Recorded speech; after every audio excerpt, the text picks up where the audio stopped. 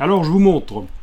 Logiquement, sur ce calque-là, je devrais gommer les pixels qui sont en trop, ou mieux faire du non destructif, c'est-à-dire mettre un masque et au pinceau en noir aller dessiner sur ce qui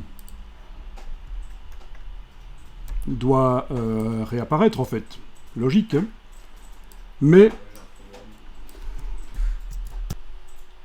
voilà, mais comme on a affaire à des panneaux qui sont quand même très géométriques, on peut peut-être utiliser en fait des vecteurs pour faire ça.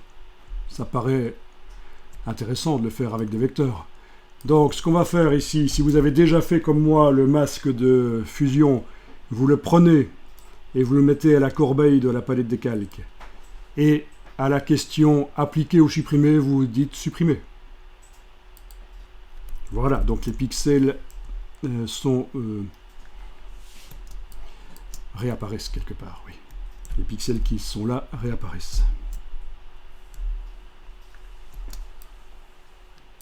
Bon, ben allons-y. La plume. La plume, vous connaissez. Sans problème.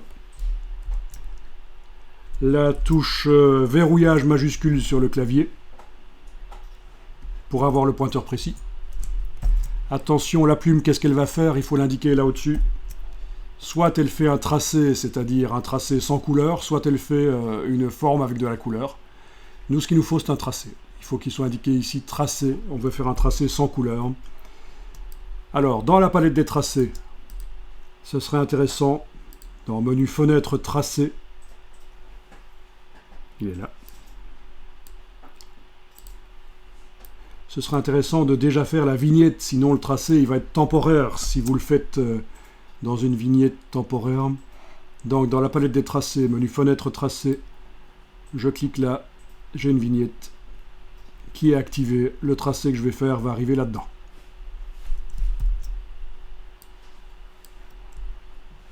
Et voilà. Il suffit donc de faire du vectoriel. Clic. Clic. Clic et glisser. Petite tangente avec maintenant touche commande du Mac ou contrôle du PC. Voilà. C'est ça le principe. Hein. Sur les droites, je fais du clic. Puis, quand il y a des courbes, je fais une petite tangente. Et avec la touche commande du Mac ou contrôle du PC, je vais ajuster. Je peux même ajuster la position du point. Voilà. Voilà. Est-ce que... Oui, il faut voir jusqu'où le panneau va, mais je pense que là, je peux même terminer comme ça. Ça devrait le faire. Il n'y a que le bas du panneau qui va devant l'éléphant. Et je suis même pas sûr que celui-là va devant l'éléphant. Donc je vais ici le faire à nouveau pour ceux qui ne maîtriseraient pas vraiment les tracés. Clic. Clic. Cliquer, glisser. Donc ça veut dire appuyer la souris et la bouger.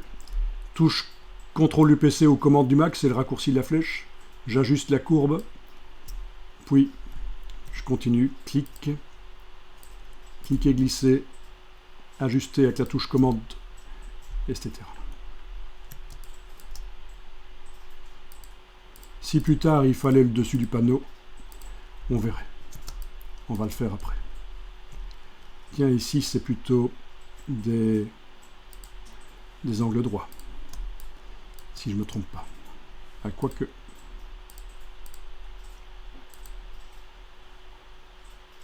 Non, c'est pas des angles droits.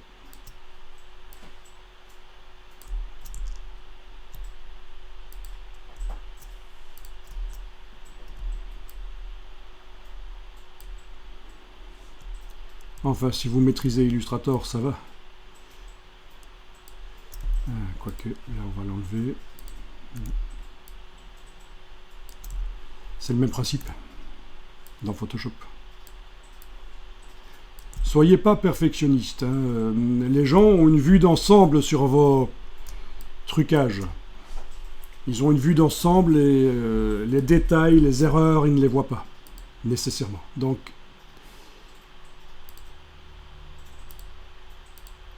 voilà, vous avez fait 3 panneaux par exemple.